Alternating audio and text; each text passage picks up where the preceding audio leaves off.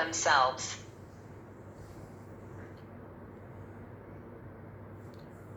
ओम नमोर्यंताणं नमो सिद्धाणं नमो आर्याणं नमो वज्रायाणं नमो लोहे सव्वसावुणम्।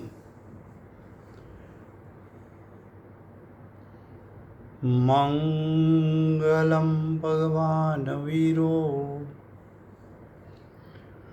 मंगलम गौतमो गणी मंगलम कुंद कुंदार्यो जैन धर्मोस्तु मंगलम। ओंकार बिंदु संयुक्तम नित्यं जायन्ति योगिनः कामदं मोक्षदं चैव ओंकाराय नमो नमः। अहोपकार जिनवर्नो कुंदनो ध्वनि दिव्यनो जेन कुंद ध्वनियाप्या अहो आ गुरु कहनो तुझ ज्ञान ध्यान नो रंग अमया दर्श रहो हो शिव पद तक तुझ संग माता हाथ करो।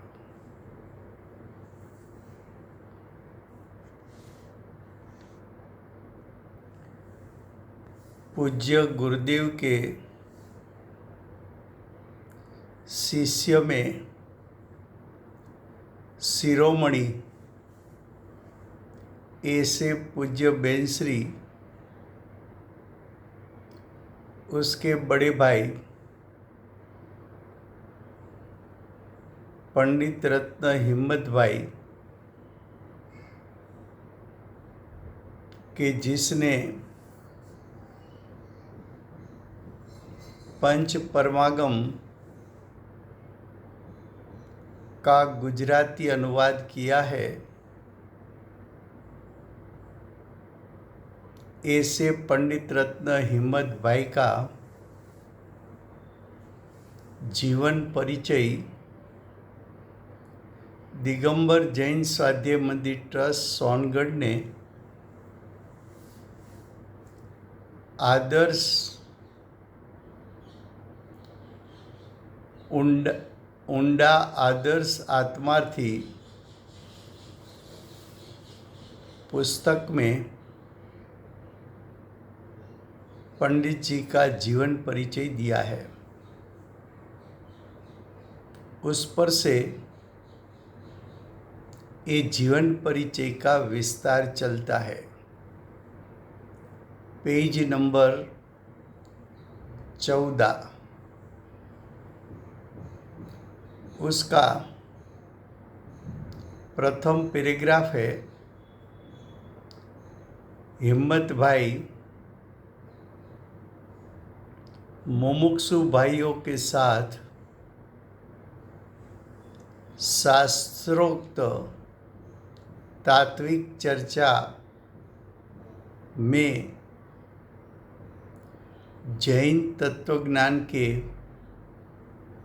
मूलभूत सिद्धांतों की सत्यता और सरलता से विश्वासपूर्वक न्याय युक्ति से और आगम के आधार से सचोटपणे समझाते थे। जैसे कि तू आत्मा, तू यानी तेरा आत्मा वर्तमान में शक्ति अपेक्षाएं परिपूर्ण सामर्थ्य से भरा हुआ यानी परिपूर्ण शक्ति रूप सामर्थ्य से भरा हुआ अपनी ध्रुव धरी के आसपास फिरता हुआ यानी परिणमता हुआ एक शाश्वत पदार्थ है, यानी एक त्रिकाल पदार्थ है, वो परिपूर्ण सामर्थ्य का वर्तमान में भान हो सकता है। वो यानी परिपूर्ण शक्ति रूप सामर्थ्य खींचा हुआ तीर के दृष्टांत द्वारा दिखाते थे। क्या कहा?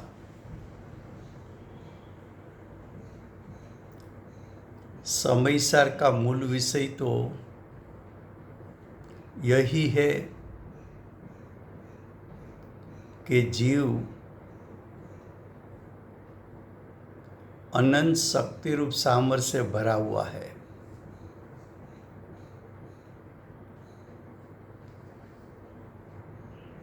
तब हम लोग जैसे अज्ञानी जीव को प्रश्न ये होता है कि मैं शक्ति रूप सामर्थ्य से भरा हुआ हूँ, मेरे में अनंत शक्ति रूप सामर्थ्य शक्ति रूप है। ये बात को हम समझे कैसे?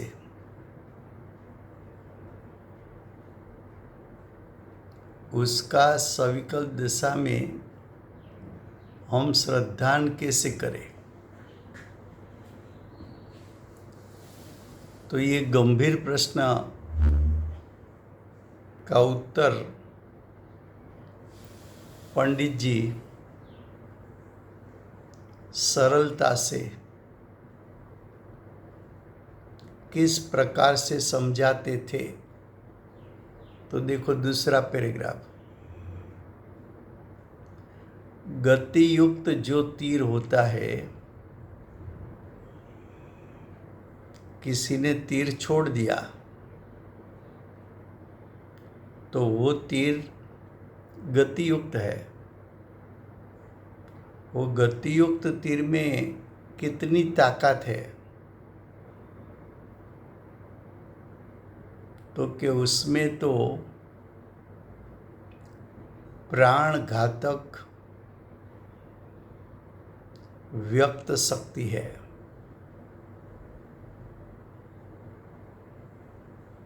अगर ये गति युक्त तीर किसी को लग गया तो वो तीर में ताकत कितनी है कि दूसरे जीव का प्राण ले ले, इतनी ताकत व्यक्त है।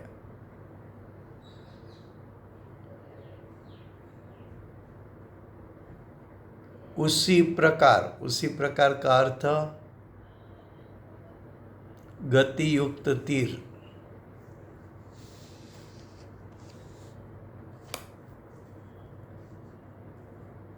उसी प्रकार उसका अर्थ जो दृष्टांत दिया उस अनुसार। तो दृष्टांत क्या दिया था? गति युक्त।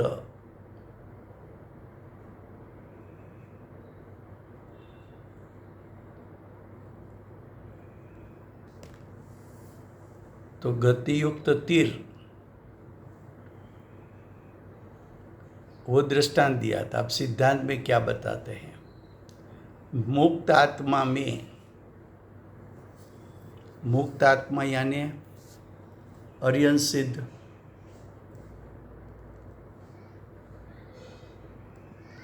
अर्यंत और सिद्ध परमात्मा। तो मुक्त आत्मा में केवल ज्ञान व्यक्त है। तो अर्यंत सिद्ध परमात्मा को एक समय में 3 काल 3 लोक को जान सके, इतना शक्ति रूप सामर्थ्य प्रगट रूप है।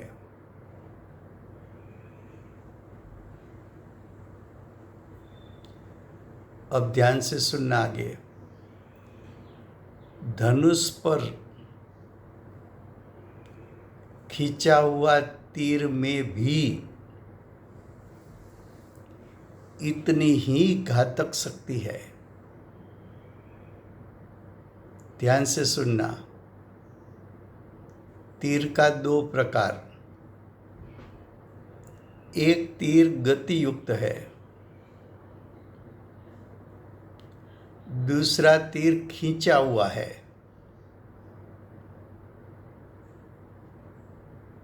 दोनों में ताकत तो समान है, लेकिन गति युक्त तीर में घातक शक्ति व्यक्त है। खींचा हुआ तीर में घातक शक्ति है लेकिन अव्यक्त है। दृष्टांत समझ में आया? फिर से। तीर 2 प्रकार का। एक तीर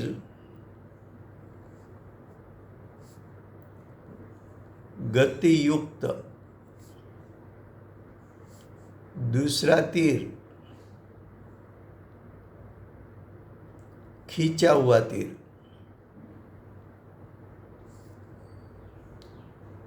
तो गति युक्त तीर में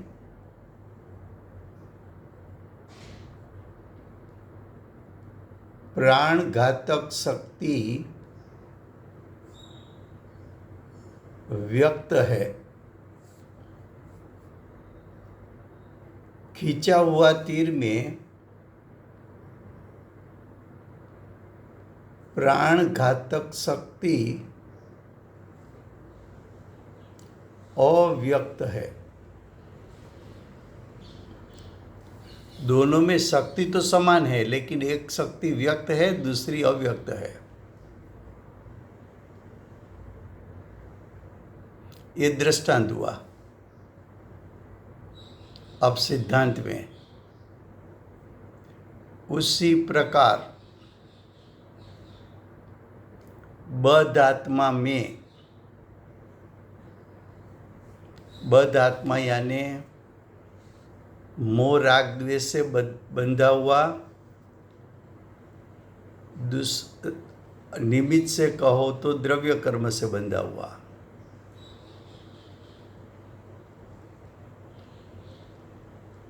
जो जीव की अशुद्ध पर्याय है मोह राग द्वेष, उसमें छुपा हुआ ज्ञायक,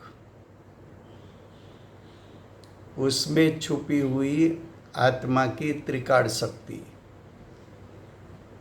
उसको बद्ध कहना है। निमित्त से कथन करो तो द्रव्य कर्म से बंधा हुआ।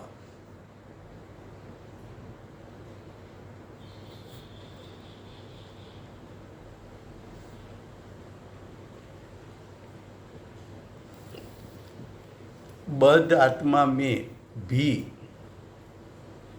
केवल ज्ञान है। अज्ञानी आत्मा कैसा है? भाव कर्म द्रव्य कर्म से बंधा हुआ।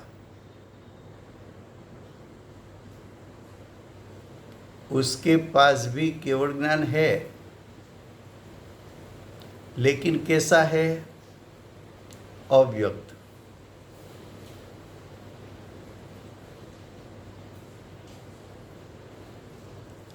ये अज्ञानी के लिए बताया।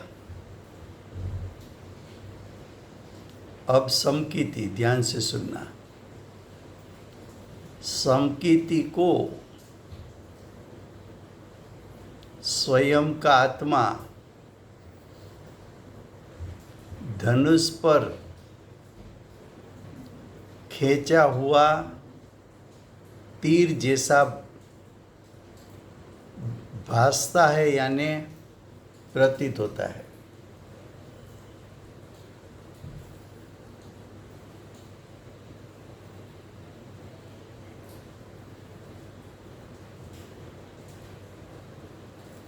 सम्यक दृष्टि को जब सम्यक दर्शन हुआ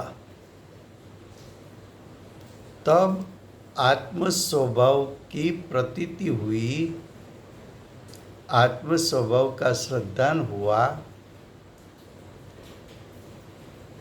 तो समकित के काल में मेरा शक्ति रूप सामर्थ्य सिद्ध समान है, ऐसा एहसास एक बार समकिति ने कर लिया है। ऐसे सम्यक दृष्टि को आत्मा कैसा लगता है?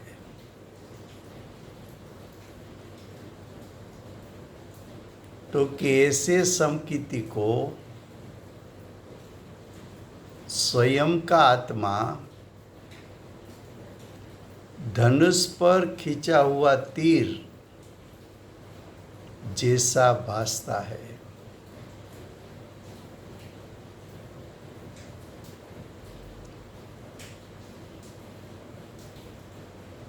तीर चलाने वाले को मालूम है कि मेरा खींचा हुआ तीर उसमें इतनी ताकत है कि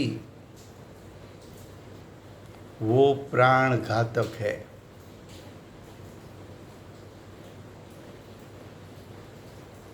लेकिन प्राण घातक शक्ति की व्यक्तता कब होगी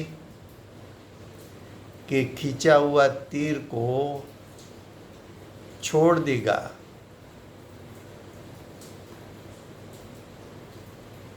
यानी खींचा हुआ तीर में पड़ा हुआ शक्ति रूप सामर्थ्य प्रकट किया।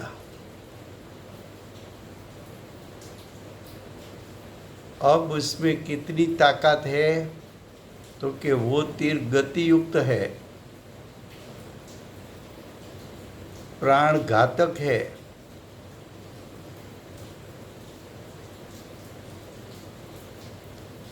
उसी प्रकार सम्यक दृष्टि को स्वयं का आत्मा धनुष पर खींचा हुआ भासता है, यानी प्रतीति में रहता है। प्रतीति में क्यों रहता है कि एक बार सम्यक दर्शन हुआ तब निर्विकल्प प्रतीति हो गई थी कि मैं सिद्ध समान हूँ, ऐसा एहसास हो गया था। और अज्ञानी को उसका आत्मा जमीन पर पड़ा हुआ तीर जैसा लगता है। देखो, तीर का 3 दृष्टांत लिया। एक दृष्टांत तीर जमीन पर पड़ा है,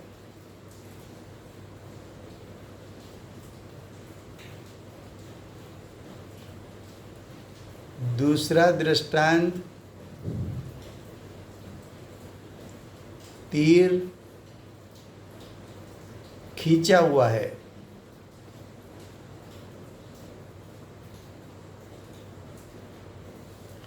तीसरा दृष्टांत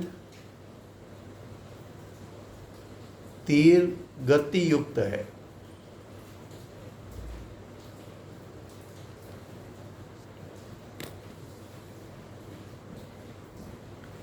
तीनों में अंतर है, तीनों बातों में। जमीन पर पड़ा है, शक्ति रूप पड़ा है। खींचा हुआ तीर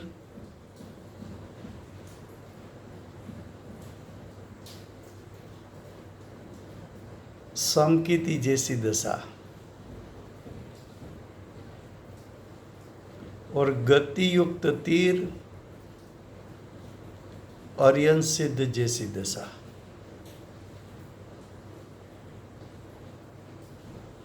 खींचा हुआ तीर अज्ञानी, जमीन पर पड़ा हुआ तीर अज्ञानी, खींचा हुआ तीर समकीति, गति युक्त तीर अर्यन सिद्ध दशा।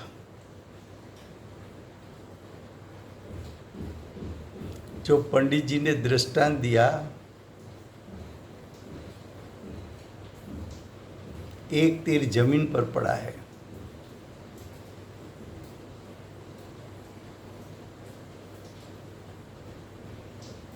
तो उसकी शक्ति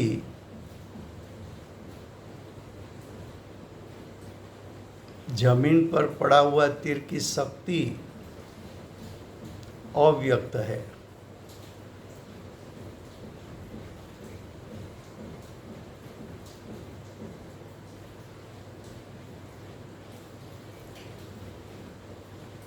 लेकिन खींचा हुआ तीर, उसमें एहसास है, प्रतीति है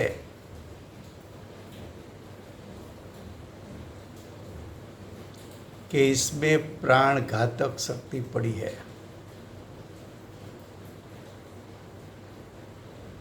और गति युक्त तीर में प्राण घातक शक्ति व्यक्त हो चुकी है।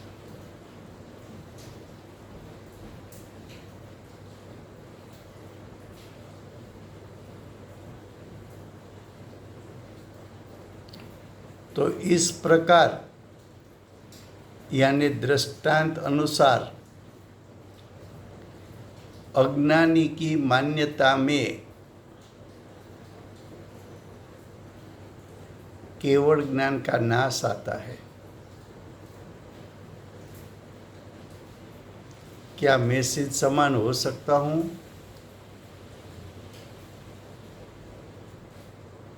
अज्ञानी की मान्यता में केवल ज्ञान स्वरूप हूँ, केवल ज्ञान जैसी मेरी शक्ति है, उसका निषेध आता है। समकीति की मान्यता में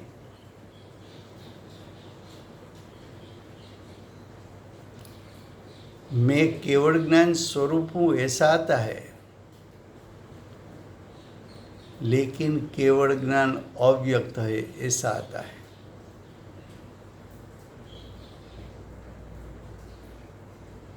तो अज्ञानी और समकीति में अंतर है। कितना अंतर है?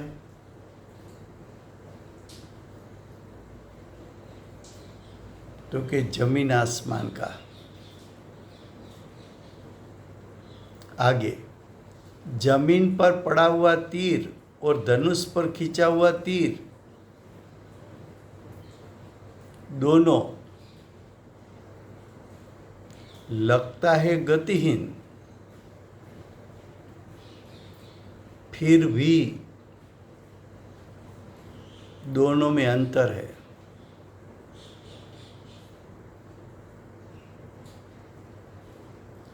जब तीर को खींचोगे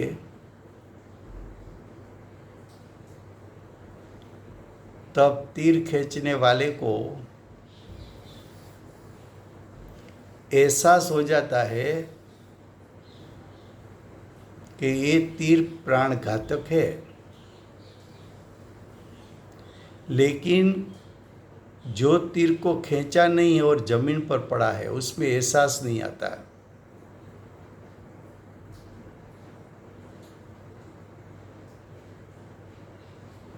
और जो तीर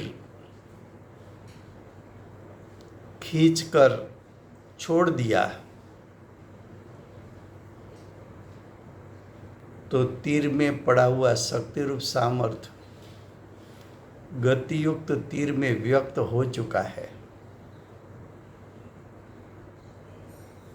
वो अवश्य घात करेगा।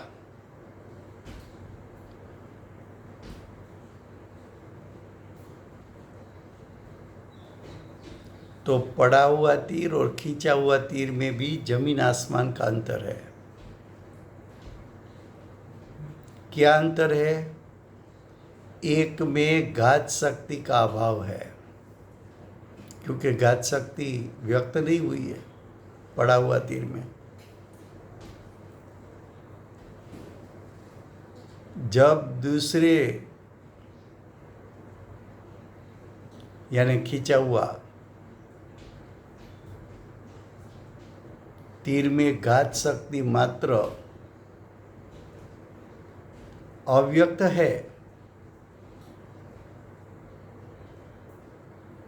लेकिन खींचा हुआ तीर में तीर खींचने वाले को एहसास है कि इसमें कितनी शक्ति है। उसी प्रकार यानी दृष्टांत अनुसार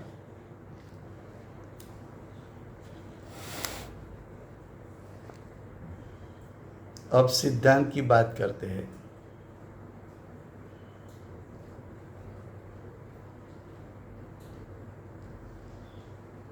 आत्मा में राग द्वेष होने से भी ज्ञान दर्शन वगैरह की उत्पत्ति विनाश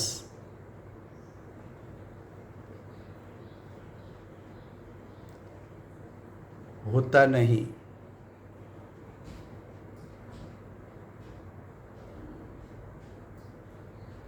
मात्र सिर्फ व्यक्ति अव्यक्ति ही होती है। जब आत्मा में अव्यक्त ऐसा केवल ज्ञान स्वभाव भासता है, तब केवल ज्ञान स्वभाव कब भासता है?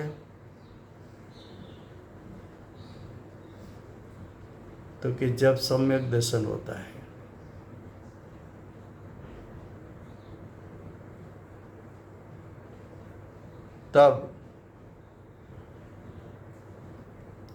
तब ही मोक्ष मार्ग की शुरुआत होती है।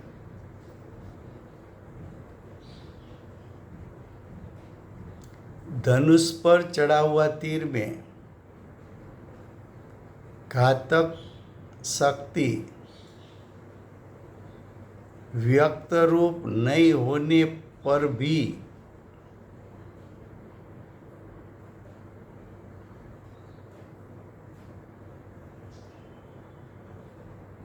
इतनी ही घात शक्ति अव्यक्त रूप है। खींचा हुआ तीर है, उसकी शक्ति व्यक्त भी नहीं हुई, लेकिन उसमें से कितनी शक्ति व्यक्त हो सकती है? तो कि परिपूर्ण शक्ति वहाँ अव्यक्त रूप है। तो जब प्रकट होगी तो जितनी अव्यक्त है वो पूर्ण प्रकट हो सकती है।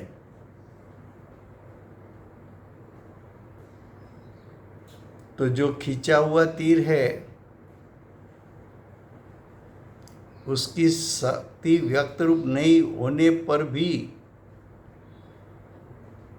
घात शक्ति अव्यक्त रूप है, ऐसा अनुभव यानी ऐसा प्रतीति होती है।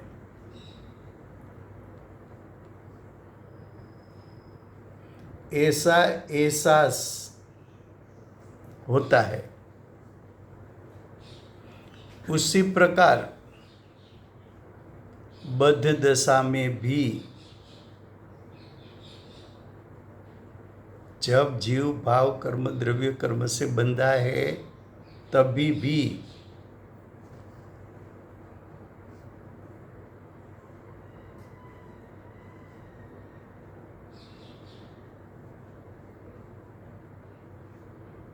आत्मा में अव्यक्त रूप केवल ज्ञान वर्तता है।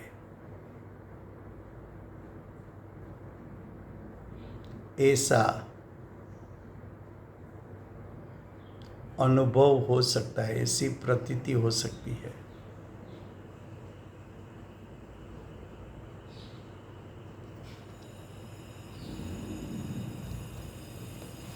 तो ये दृष्टांत पंडित जी ने 3 दिया और उसके द्वारा अज्ञानी शक्ति रूप ज्ञायक उसको कैसा लगता है, सम्यक दृष्टि को शक्ति रूप ज्ञायक कैसा लगता है, और अर्यन सिद्ध को शक्ति रूप ज्ञायक कैसा लगता है। 3 बात बताई। अब दूसरा लास्ट पैराग्राफ। इसके अलावा यानी ऊपर जो दृष्टांत दिया उसके अलावा अशुद्धता के काल में भी परिपूर्ण शुद्धता मौजूद है। पर्याय में मोह राग द्वेष है। अशुद्धता यानी मोह राग द्वेष।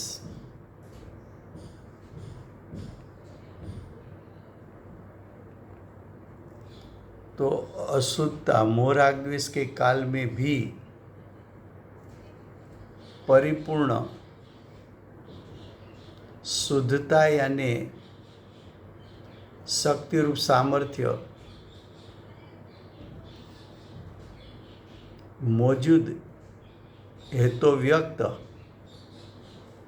लेकिन तू दृष्टि में नहीं लेता है तो व्यक्त मौजूद है। ये सिद्धांत बार बार स्फटिक मणि के दृष्टांत के द्वारा वो यानी पंडित जी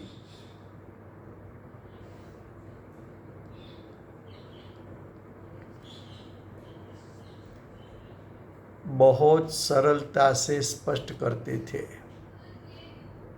कैसी तरह स्पष्ट करते थे? तो देखो, स्फटिक मणि लाल वस्त्र के संयोग में,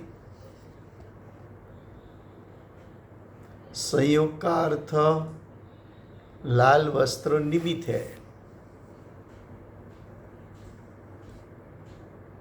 तो स्फटिक मणि लाल वस्त्र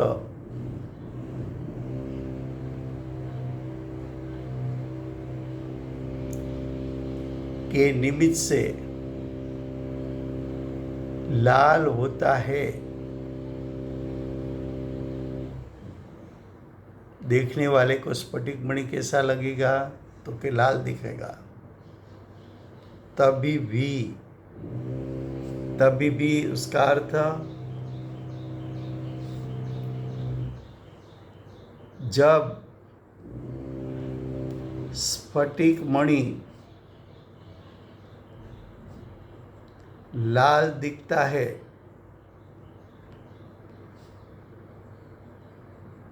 तब तब भी उसकी उसकी यानी स्फटिक मणि की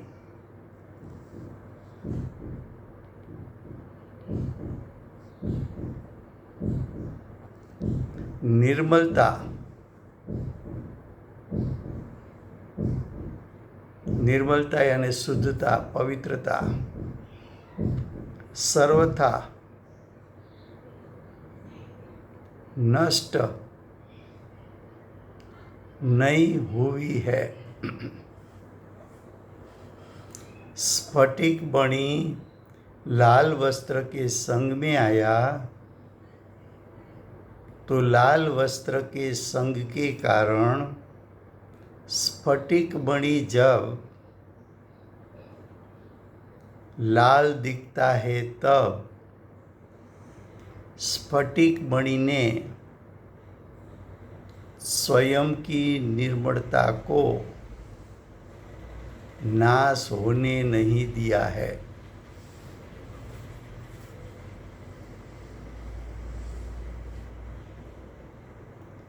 स्फटिक मणि जो स्वभाव से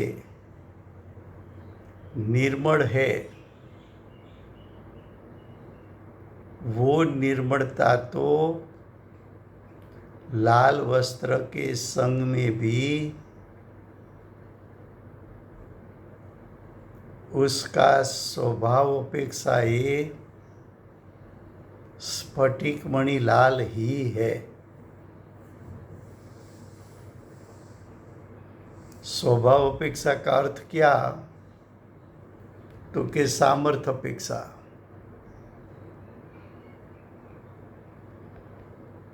स्वभाव अपेक्षा अर्थात सामर्थ्य अपेक्षा से, सामर्थ्य अपेक्षा से उसका अर्थ तो कि सामर्थ्य अपेक्षा अर्थात शक्ति अपेक्षा से वो निर्मल ही रहा है।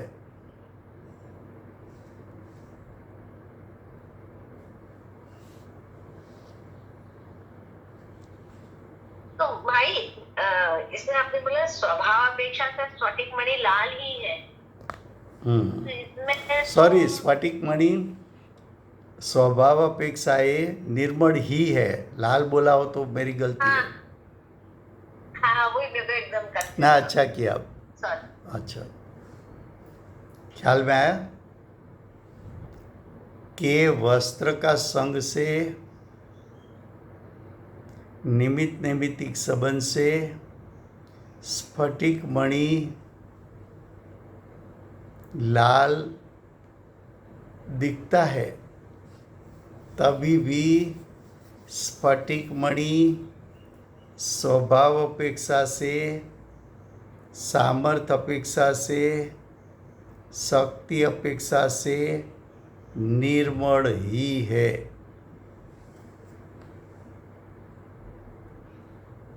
वो लाल रूप अवश्य परिणमन है, उसकी ना नहीं बोला, लेकिन वो लालास स्फटिक की ही है। वो जो स्फटिक मणि का परिणमन लाल रूप हुआ वो परिणमन तो स्फटिक मणि के साथ अभेद है। तो वो परिणमन बताया स्फटिक मणि का।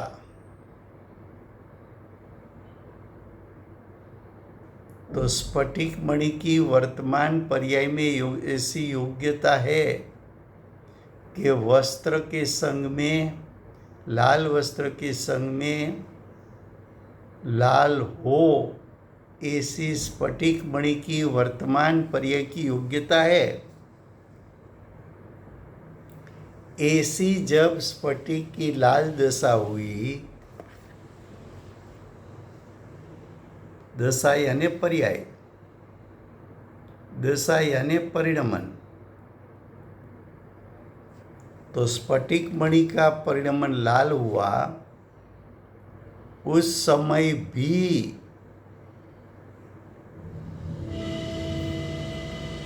स्फटिक मणि का सामर्थ्य रूप निर्मलता मौजूद यानी व्यक्त है। वो तो है ही।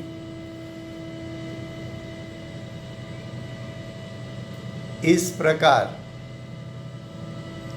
आत्मा कर्म के निमित्त से यानी कर्म के संयोग से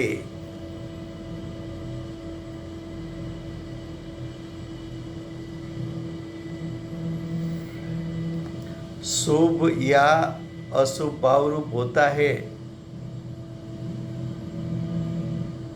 तभी भी उसकी यानी आत्मा की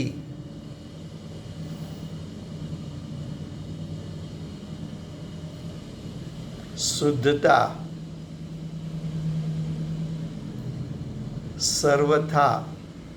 सर्वथा यानी कायम के लिए नष्ट हुई नहीं है।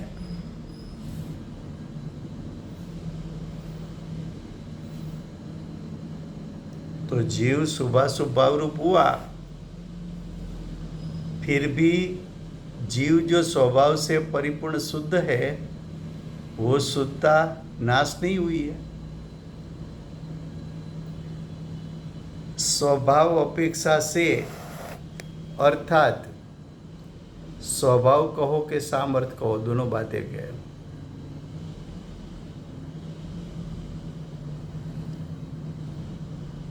स्वभाव अपेक्षा से अर्थात सामर्थ्य अपेक्षा से अर्थांत,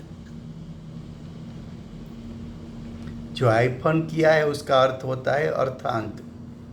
शक्ति अपेक्षा है वो शुद्ध रहा है। तो कर्म का संग आया शुभ अशुभ कर्म का, उस समय जीव शुभाशुभ भाव रूप हुआ।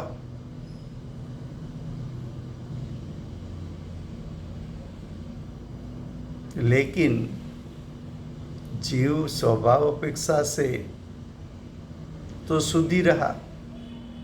जो शुभ अशुभ भाव रूप हुआ वो तो पर्याय की योग्यता थी।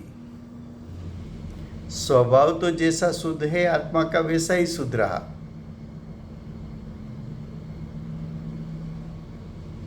वो शुभाशुभ भाव रूप अवश्य परिणमता है।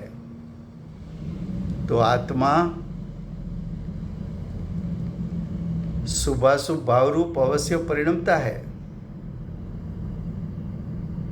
वो शुभाशुभपणा आत्मा का ही है।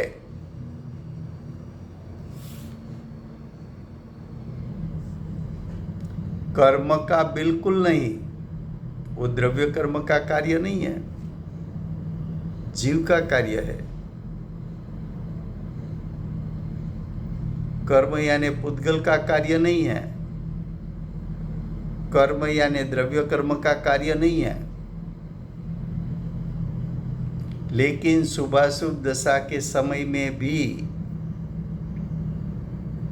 सामर्थ्य रूप शुद्धता मौजूद यानी विद्यमान है।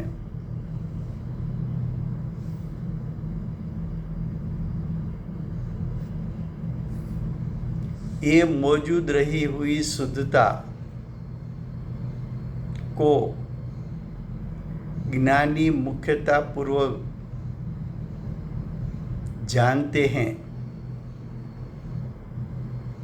इसलिए विशेषों में भी, विशेषों का अर्थ पर्यायों में भी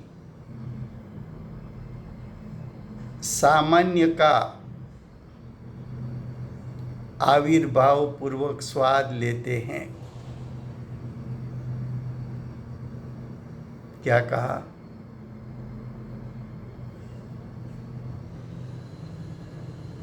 कि ज्ञानी क्या करते हैं? तो कि ज्ञानी जो शक्ति अपेक्षा से जो शुद्धता है उस पर से ज्ञानी की दृष्टि विचलित नहीं होती।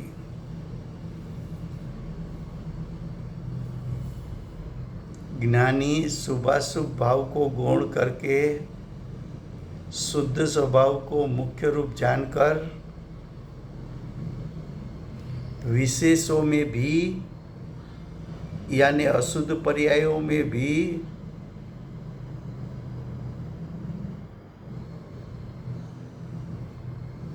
सामान्य यानी शुद्ध स्वभाव का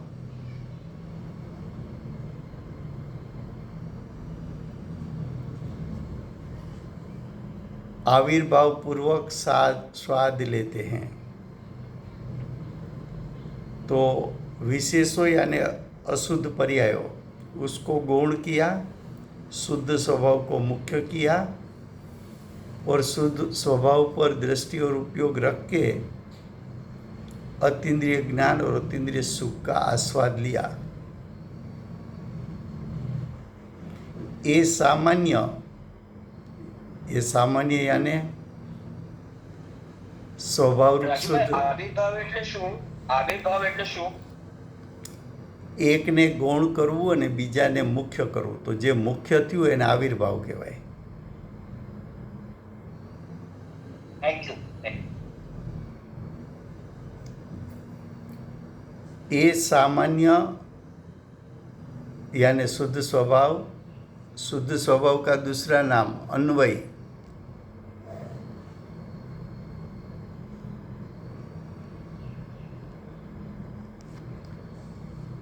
तो ये सामान्य और अन्वय का अर्थ मात्र वो इतना ही नहीं, लेकिन केवल ज्ञान के सामर्थ्य से भरा हुआ। अन्वय का अर्थ क्या है? तो अन्वय का अर्थ है शक्ति रूप सामर्थ्य से भरा हुआ, अनंत सुख सामर्थ्य से भरपूर, अनंत वीर्य आदि सामर्थ्य से भरपूर, ऐसा ऐसा अन्वय, ऐसा सामान्य, ऐसा परम पारणामिक भाव। देखो कितने नाम दिया, तो कि जो शक्ति रूप सामर्थ्य है उसको आप स्वभाव कह सकते हो, त्रिकाल शुद्ध स्वभाव कह सकते हो, उसको त्रिकाल शुद्ध सामर्थ्य कह सकते हो, उसको त्रिकाल शक्ति कह सकते हो, उसको अन्वय कह सकते हो, उसको सामान्य कह सकते हो, उसको केवल ज्ञान के सामर्थ्य से भरा हुआ कह सकते हो, उसको अनंत सुख सामर्थ्य से भरा हुआ कह सकते हो, उसको अनंत वीर्य आदि सामर्थ्य से भरा हुआ कह सकते हो, उसको परम पारणामिक भाव कह सकते हो,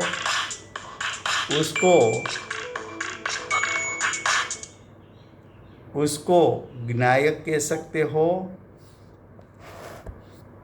ऐसे ज्ञायक को ज्ञानी सतत अनुभवते हैं, यानी सतत प्रतीत करते हैं, एहसास करते हैं।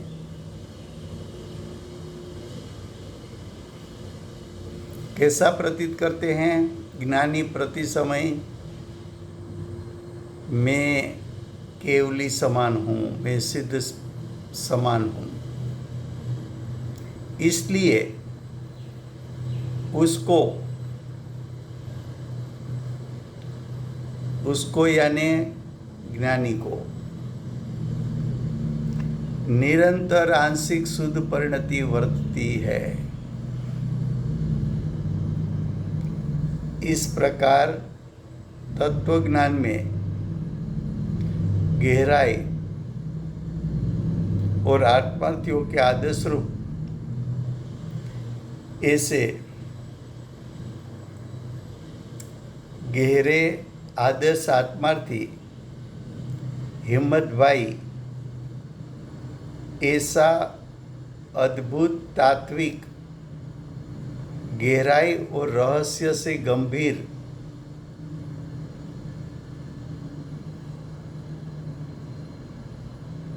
खुलासा सुनकर मुमुक्षु जगत उसके प्रति उपकृतता की लागणी अनुभवते हैं। जब पंडित जी ये सब बात उसके साथ कोई चर्चा करे तो ये समझाते थे, तो जीवों को तत्व का हार्द समझने में आसान हो जाता था। तो उसको पंडित जी के पास जाने से ऐसा लगता था कि पंडित जी का हमारा पर उपकार है कि ये बात हमें समझाई। अब नेक्स्ट पेज। श्री हिम्मत भाई आत्मा के प्रयोजन के कारण भगवत कुंकुंदाचार्य के पंच परमागमों का मूल प्राकृत संस्कृत भाषा में से गुजराती हरिगीत के साथ सीधा अनुवाद करके पूरे मुमुक्षु समाज पर महान महान उपकार किया है। जो पंडित जी ने भाषांतर गुजराती किया वो डायरेक्ट प्राकृत भाषा और डायरेक्ट संस्कृत की जो टीका संस्कृत में है उसका डायरेक्ट भाषांतर गुजराती में किया है। अगर ये भाषांतर नहीं होता तो आज हम पंच परमागम भी समझ नहीं पाते। ये पंच परमागमों की शुरुआत में जो पांचों परमागम हैं वो शुरू करने से पहले आगे उपोद्घात लिखा जाता है। उपोद्घात का अर्थ होता है पूरे शास्त्र का मध्यवर्ती विचार, पूरे शास्त्र का सेंट्रल आइडिया, पूरे शास्त्र का हार्द क्या है उसको उपोद्घात कहते हैं। तो ये पांच परमागमों के मधुर उपोद्घात इसलिए कहा कि ये उपोद्घात में शास्त्र का हार्द समा जाता है।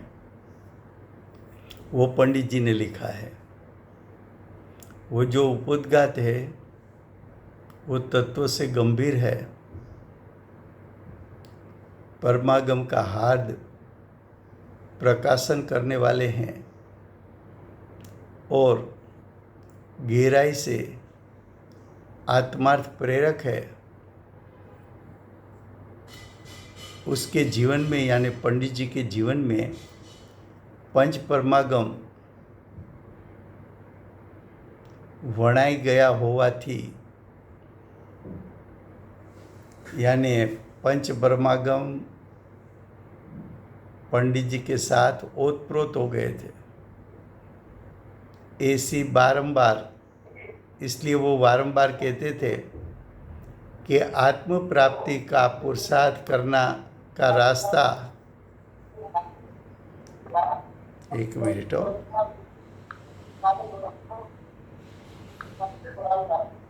All participants are muted and they can unmute themselves. इसलिए पंडित जी बार बार कहते थे कि आत्म प्राप्ति का पुरुषार्थ करने का रास्ता प्राप्त करना हो तो समयसार आदि पंच परमागमों, उसके मूल शास्त्र गहराई से अभ्यास करना चाहिए। ये पंडित जी का हृदय था। पंच परमागमों के गुजराती अनुवाद और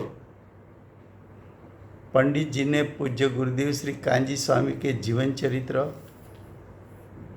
समयसार स्तुति, सिमंदर भगवान की स्तुति, समवसरण स्तुति, जिनवाणी की स्तुति, सदगुरुदेव की स्तुति, मानस्तंभ की स्तुति, पूज्य गुरुदेव श्री और पूज्य बहन श्री चंपाबेन के बारे में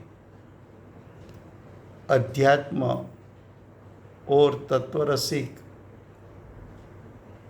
तत्वों से भीगा हुआ सुमधुर काव्यों आदि गद्य पद्यात्मक अनेक रचनाओं की है। ऐसे अनेक अध्यात्मक काव्यों रचने की आश्चर्यकारी कवित्व शक्ति उसमें थी, जिसके माध्यम से समग्र मुमुक्षु जगत को उपकृत किया है। तो देखो, जो पूज्य गुरुदेव All participants are muted and they can unmute themselves. तो इतनी स्तुतियों की रचना की, गुरुदेव माता जी के जीवन चरित्र के बारे में भी प्रकाश किया। और आज भी कोई भी व्यक्ति पंडित जी का विरोध करे तो भी पंडित जी तो हर स्थान में बीच में आएंगे। क्यों?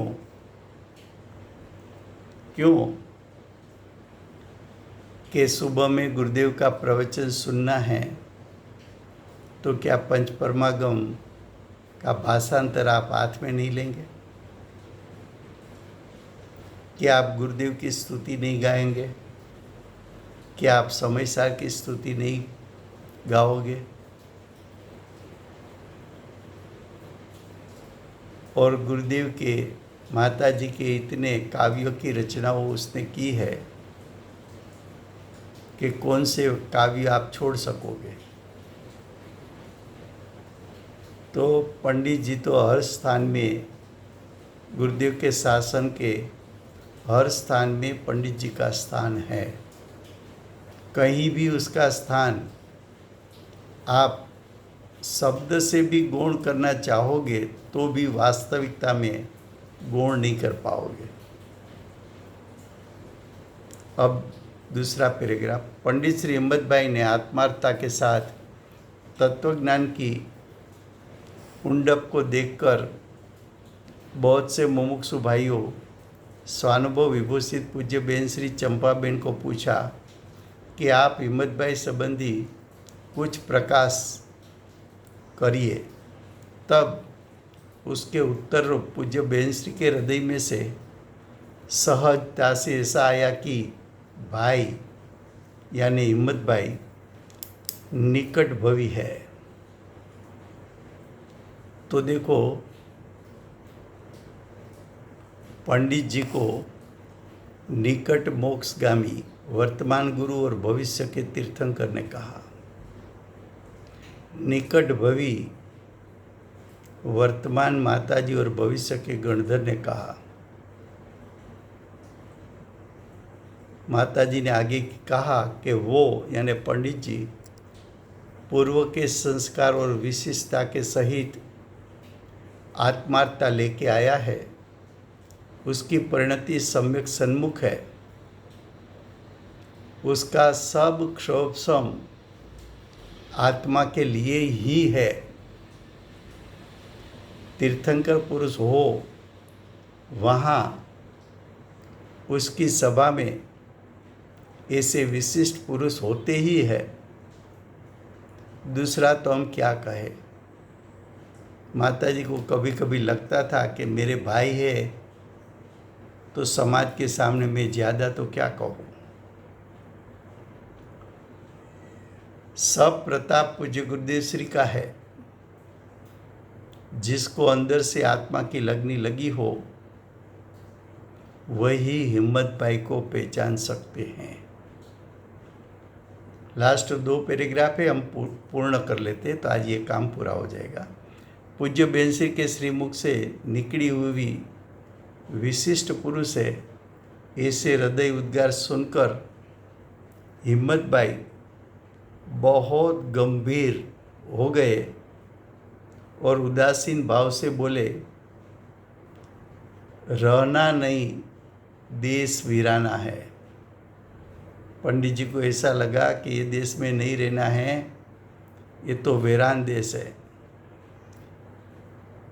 ये वीरान देश में मुझे रहना नहीं।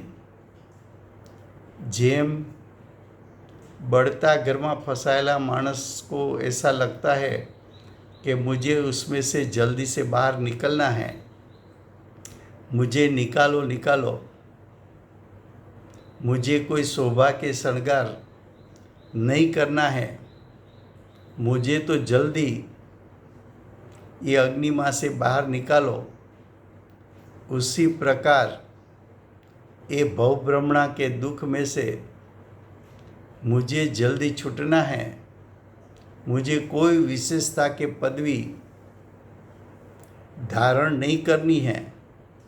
मुझे तो जल्दी ये संसार परिभ्रमण रूप दावा नड़ में से छूटकर मोक्ष प्राप्त करना है। देखो उसकी भावना कैसी थी।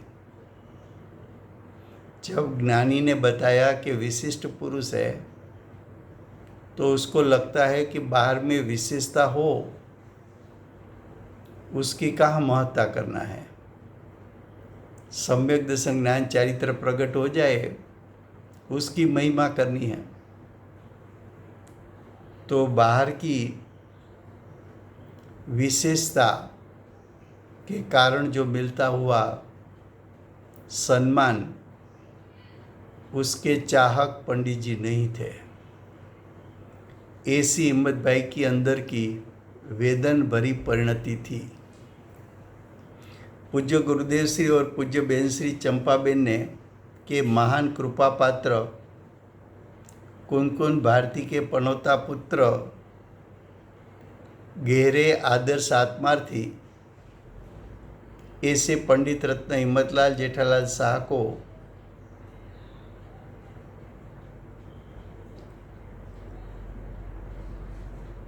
हम लोगों को अमूल्य सत्समागम प्राप्त हुआ है। वो हमारा महान परम सौभाग्य है जिसकी अंतर की परिणति आत्म प्राप्ति के पुरुषार्थ की ओर सतत चल रही है। ऐसे निकट मोक्षगामी और निकट भवि को उसकी जन्म शताब्दी के उपलक्ष्य में हमारा हार्दिक अभिवादन। तो जो पंडित जी की जन्म शताब्दी थी तब ये पुस्तक प्रकाशन हुआ था। ऐसे अनेक सद्गुणों के धारक आदरणीय पंडित रत्न हिम्मतलाल जेठालाल शाह के जीवन विषय जीवन के बारे में स्व अल्प लिखने का सौभाग्य प्राप्त हुआ है। उस बदल हम धन्यता अनुभवते हैं। तो यहाँ पंडित जी का जीवन चरित्र पूर्ण हुआ। एक और बात है कि परसों सुबह में मैं इंदौर पर्यवेक्षण के लिए जाने वाला हूँ। तो हमारा स्वाध्याय कल से बंद रहेगा और पर्यवेक्षण में आने के बाद 1-2 दिन में स्वाध्याय शुरू होगा। तो मेरा मैसेज व्हाट्सएप पर मैं रखूँगा, तब से स्वाध्याय शुरू करेंगे। 20 तारीख। लेकिन अपने जो Zoom आईडी है वो हम शेयर कर देंगे तो सब लोग हाँ। तीनों टाइम का स्वाध्याय लाभ ले सकते हैं। दूसरा कि जो इंदौर का कार्यक्रम है वो हमारे स्वाध्याय ग्रुप में पंकज भाई और शर्मिलाबेन रखेंगे, तो उस टाइम किसी को अनुकूल हो तो वो टाइम वो स्वाध्याय में जुड़ सकते हैं। समय हुआ है। કાલે બેવ વાર નહીં થાય રાજભાઈ, એટલે હા. બપોરનું બી નહીં થાય ને રાતનું બી નહીં. હા, કાલે બે નહીં થાય. અને મારે બીજું કેવું હતું રાજુભાઈ, આપણે જોવા જેવું છે કે બાબાનો આ બધા શાસ્ત્રમાં એક અક્ષર માત્ર કાઢો, કોઈએ કઈ ભૂલ કાઢી ન શકે એવા આપણા બાબા હતા. હા, એને એટલી એમની કળા હતી ને, જે બી આપણે કહીએ તે કે આ આટલું ગંભીર શાસ્ત્ર એટલે 85 વર્ષમાં ભાષાંતર વિશે કોઈ વ્યક્તિ, ચાહે દિગંબરની हो કે અન્ય જૈન हो, કોઈ વ્યક્તિએ ભાષાંતરની ટીકા કરી શક્યું નથી કે ભૂલ બતાવી શક્યું નથી. તો રાજુભાઈ આ 85 વર્ષ નથી, આ તો આઈ થિંક છઠ્ઠા વર્ષ સુધી ચાલશે. કોઈ ના, એટલે અત્યારે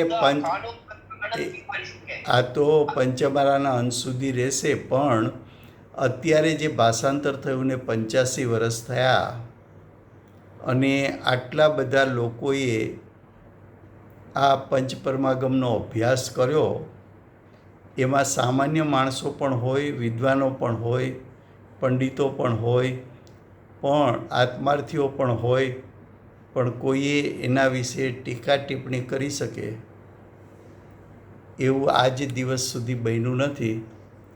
એમનું ભાષાંતર આજ દિવસ સુધી નિર્વિવાદ રહ્યું છે અને ભવિષ્યમાં પણ નિર્વિવાદ જ રહેશે, એમાં કોઈ શંકા નથી. હાજી, આપણા એમના ઉપર એટલો બધો ઉપકાર છે કે ભૂલી જ ન શકાય. અને આ માતાજીને બાબા જીવન ચરિત્ર જાહેરમાં આ પહેલી વાર શબ્દે શબ્દ વાંચીને થોડો વિસ્તાર કરીને આપણે પહેલી વાર લેવાનું છે. હા, બહુ જ સુંદર હતું ભાઈ, બહુ જ. બાબા તો બાબા જ હતા, બુદ્ધા જ હતા, આદર્શ અટપરથી હતા. હા, મારું બહુ બહુમાન છે રાજભાઈ. હે, એમનું જેટલું બહુમાન કરીએ એટલું ઓછું છે રાજભાઈ, જેટલું હા. બહુમાન કરીએ એટલું ઓછું છે. જેમ મિનલ માતાજીનું આપણે બહુમાન કરીએ એવી રીતે જ બાબાનું બહુમાન કરીએ એટલું ઓછું છે. હા, મનીષ આપણે બેન શું બોલ્યા? મિનલબેન મેં કીધું મારું લગભગ ઘણું બધું મેસેજ થયું છે. રેકોર્ડિંગ છે એટલે જોજો સમય મળે ત્યારે. હા, ઓકે. હાજી, When I'm a little better. હા And I'm still in bed. હા, સાચી વાત છે. ઓકે, થેન્ક યુ રાજભાઈ, thank you Okay. Very much. So much. વર્તમાન ચોવીસીના આખરી તીર્થંકર બાલ બ્રહ્મચારી મહાવીર ભગવાનનો જય હો. મહાવિદ્ય ક્ષેત્રે બિરાજતા પ્રથમ તીર્થંકર, ધર્મ ધુરંધર, અનંત ચતુષ્ટયના ધારક, દિવ્ય ધ્વનિના દાતાર, શાસન ઉપકારી શ્રી સિમંદર ભગવાનનો જય હો. કડીકાળ સર્વજ્ઞ કેવળ જ્ઞાની તળેટીમાં બેઠેલા મા સમર્થ આચાર્ય, આગમના રચયિતા ભગવત કુંકુંદાચાર્ય દેવનો જય હો. વર્તમાન કાળે પંચ પરમાગમ સમજાવનાર, તીર્થના નાયક, તીર્થના સ્થાપક, તીર્થના પ્રવર્તક, પરમ કૃપાળુ શ્રી સદગુરુ દેવનો જય હો. સમ્યક દર્શનની પ્રાપ્તિમાં નિમિત્તરૂપ પંચ પરમાગમ ચિન્વાણી માતનો જય હો. પૂજ્ય ગુરુદેવ અને માતાજીની સાધના ભૂમિ સુવર્ણપુરી ધામનો જય હો. સુવર્ણપુરી ધામમાં બિરાજતા સર્વે દેવશાસ્ત્ર ગુરુ ભગવંતનો જય હો. વર્તમાન ગુરુ અને ભવિષ્યના તીર્થંકર શ્રી સૂર્યકીર્તિનાથ ભગવાનનો જય હો. શ્રી સૂર્યકીર્તિનાથ ભગવાનના સમોસરના મુખ્ય ગણધર દેવેન્દ્ર કીર્તિનાથ ગણધર ભગવાનનો જય હો.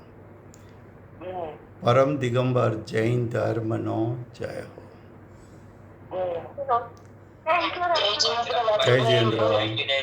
જય જયેન્દ્ર.